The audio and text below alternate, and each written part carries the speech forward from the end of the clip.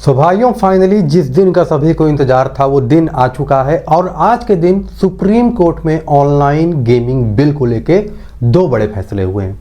जिन फैसलों में supreme court ने किन चीज़ों को लेके बात की है, क्या मनी कॉन्टेस्ट वापस आ रहे हैं, मनी कॉन्टेस्ट में क्या जो 49 रुपये का कॉन्टेस्ट है वो 49 का ही रहेगा या तो ड्रीम 11 पे फिर से कोई कड़ा शासन लगने वाला है। पूरी जानकारी आपको इस वीडियो में बताने वाला हूं। वीडियो बहुत ही छोटी होने वाली है तो वीडियो को एंड तक देखना, क्योंकि मैं चाहता हूं कि इसी वीडियो में पूरी जानकारी कवर कर दूं तो आपको 20 वीडियो देखने की जरूरत ना पड़े किसी की, एक ही वीडियो पे पूरी जानकारी आप लोग पा जाएं। तो दोस्तों, बहुत ही इंपॉर्टेंट है आपका इस बात को समझना कि सुप्रीम कोर्ट फाइनली की नतीजों पे पहुंचा है और सुप्रीम कोर्ट गवर्नमेंट को क्या चीजें बोल रहा है। मनी बिल पास होंगे, कानून बनेंगे या तो आपके मनी कॉन्टेस्ट वापस आएंगे। इन्हीं सब चीज़ों पे आज की वीडियो पे बात करेंगे। छोटी सी रिक्वेस्ट है कि चैनल पे अगर पहली बार आप लोगों का आगमन हुआ है तो चैनल को भी सब्सक्राइब कर लीजिएगा ताकि आने वाले समय में नोटिफिकेशन आपको मिलती रहे। तो सबसे पहले दोस्तों हम लोग बात करेंगे कि क्या आज आपको पता है 11 दिसंबर का दिन है आज, और आज के दिन सुप्रीम कोर्ट मनी कॉन्टेस्ट को लेकर काफ़ी बड़े अपडेट दिए हैं। तो आइए बिना देरी किए चलते हैं अपने टॉपिक पे और बात करते हैं कि सुप्रीम कोर्ट ने किन बातों को इंपॉर्टेंस दी है और किन चीज़ों पे काफ़ी ज़्यादा हाईलाइट किया है मामले को। सबसे पहले अगर दोस्तों हम लोग यहाँ पे बात करें तो एक चीज़ यहाँ पे दोस्तों सुप्रीम कोर्ट ने क्लियर कर दी है, वो क्या है कि जो पहला इशू है कि किस सरकार को राइट है लॉ बनाने का। क्योंकि सरकार यहाँ पे दोस्तों हमारे पास एक होती है स्टेट गवर्नमेंट, एक होती है सेंट्रल गवर्नमेंट, ठीक है।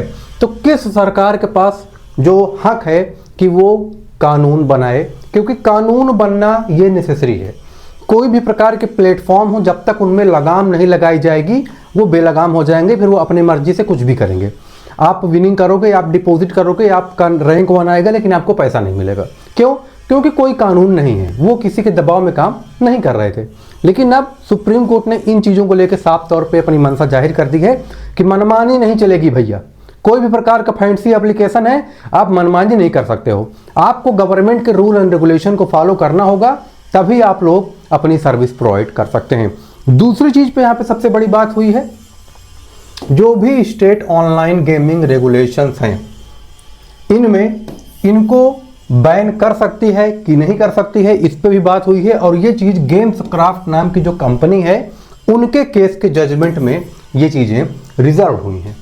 11 दिसंबर 2025 को आज के दिन इन चीज़ों को लेके काफ़ी ज़्यादा मामले हाईलाइट हुए। साथ ही साथ पार्लियामेंट यानी कि सेंट्रल गवर्नमेंट ने ये बात बोली है कि नेशन वाइड प्रोहिबिशन कर सकती है या नहीं, इसका पावर क्या होगा। ये चीज़ promotion and regulation of online gaming act यानी कि प्रोगा के बारे में बोला गया है कि पार्लियामेंट नेशन वाइड बैन या तो प्रोहिबिशन कर सकती है या नहीं।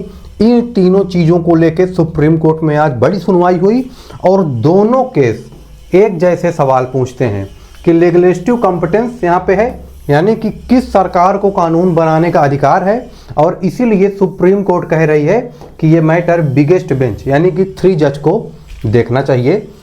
3 जज को, यानी कि मतलब अभी तक मैटर काफ़ी सीनियर जो जज थे वो देख रहे थे, लेकिन जब पता चला कि ये मामला, ये इंडस्ट्री कोई छोटी मोटी इंडस्ट्री नहीं है, तो इस चीज़ को बोला गया है कि इस पे हम इन टॉपिक्स पे बात करेंगे और बिगर बेंच यानी कि जिसमें 3 जज होते हैं अब इस मामले को वो देखेंगे। इसी के साथ साथ दोस्तों कुछ चीज़ों के बारे में डिस्कशन हुआ जिसके बारे में हम आगे वीडियो में बात करेंगे, लेकिन आपको मैं बता दूं कि हमारे टेलीग्राम ग्रुप पे मिलता रहता है। जिन लोगों ने अभी तक हमारे ऑफिशियल टेलीग्राम ग्रुप को ज्वाइन नहीं किया है, सभी से रिक्वेस्ट है टेलीग्राम ग्रुप ज्वाइन कर लीजिए, क्योंकि वहां पे हम ऑलरेडी कई सारे लोगों की हेल्प कर चुके हैं। आपको पता है मैं किस हेल्प की बात कर रहा हूं, आप भी आके अपनी हेल्प कर सकते हैं। 12,500 से अधिक लोग जुड़ चुके हैं, अब आपकी बारी है। कहीं ऐसा ना हो कि ये लोग अपना पूरी तरीके से चीज़ों को मॉडिफाई करते रहें और आप लोग वहीं बैठे रह जाएं किसी एक स्पेशल डेट का इंतजार करते हुए। तो फटाफट आके टेलीग्राम ग्रुप ज्वाइन कर लेना है। अब आइए बात करते हैं कि सुप्रीम कोर्ट में जो बातें आज बोली हुई उसमें सरकार ने अपनी क्या राय रखी। सुप्रीम कोर्ट ने तो अपनी मंशा जाहिर कर दी कि वो क्या चाहती है। अब सरकार ने क्या बातें बोली है, तो इंडियन गवर्नमेंट ने बोला है, सेंट्रल गवर्नमेंट ये कह रही है कि ये सेक्टर अनरेगुलेटेड है। अनरेगुलेटेड का मतलब ये है कि इसमें किसी भी प्रकार से कोई रूल फॉलो नहीं करता, सब अपनी मर्जी के मुताबिक काम करते हैं। सेंट्रल गवर्नमेंट ने ये आरोप लगाए हैं।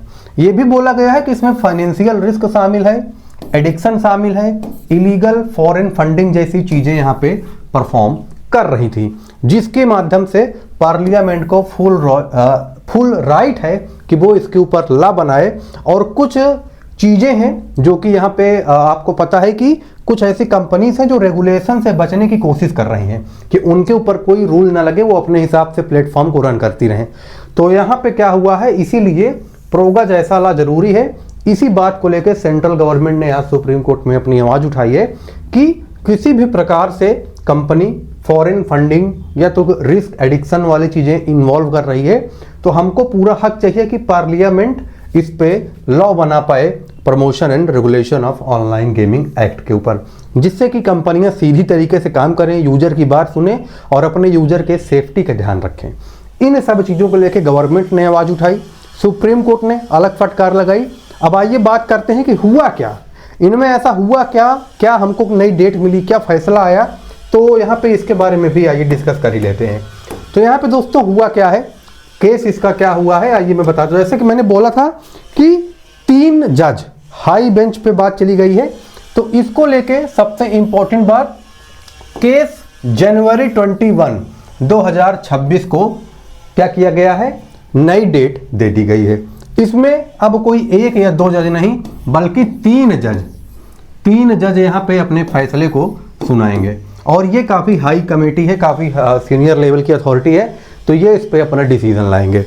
ये चीज़ चली गई है 21 जनवरी 2026 को।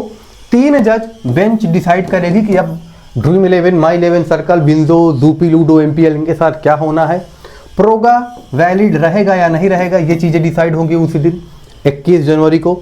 ऑनलाइन गेमिंग को कौन सा स्टेट कंट्रोल करेगा या तो कौन सी गवर्नमेंट कंट्रोल करेगी, इसके बारे में भी बात होगी। क्या नेशन वाइड बैन पॉसिबल इसका है भी कि नहीं, इस पे बात होगी। और इन इंडस्ट्री का फ्यूचर क्या हो सकता है, इसके बारे में 21 जनवरी 2026 को फाइनल डिसीजन आएगा। तो मेरे भाइयों और बहनों, सुप्रीम कोर्ट ने इन चीज़ों को पूरी तरीके से देखते हुए जो अपने पक्ष रखे हैं वो कहीं ना कहीं सही हैं, लेकिन यहाँ पे जो कंपनी के स्टेक होल्डर्स हैं उनकी भी कुछ बातें यहाँ पे हैं।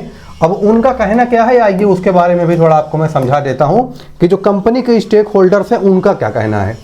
कंपनी के जो स्टेक होल्डर्स हैं वो लगातार सुप्रीम कोर्ट को फोर्स कर रहे थे, वो लगातार फोर्स कर रहे थे कि हमारा जो बिजनेस है, उनका जो बिजनेस है वो पूरी तरीके से ठप पड़ा है। तो कंपनी के स्टेक होल्डर्स चाहते थे कि मामले को आज ही के दिन, यानी कि आज जैसे 11 दिसंबर है, तो वो चाहते थे कि आज ही के दिन मामले को सुनवा के रफा दफा कर दिया जाए। लेकिन सुप्रीम कोर्ट कह रही है कि नहीं, इतनी जल्दी फैसला नहीं हो सकता है, पहले इस पे हायर कमेटी बात करेगी और अब मामले को हम नहीं हैंडल कर पाएंगे क्योंकि काफ़ी बड़ा मामला है।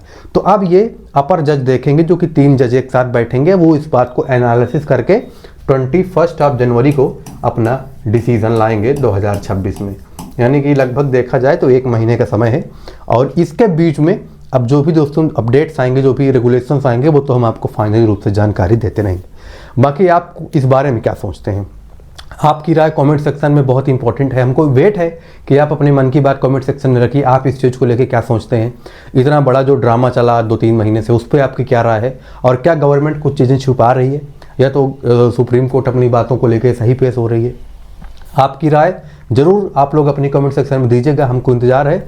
बाकी चैनल को सब्सक्राइब कर लीजिएगा, टेलीग्राम ग्रुप को ज्वाइन कर लीजिएगा और माई इरेक्स 11 में जाके आप लोग अपने आप को रजिस्टर कर लीजिएगा, बिल्कुल फ्री है, बस आपको साइन अप करना है।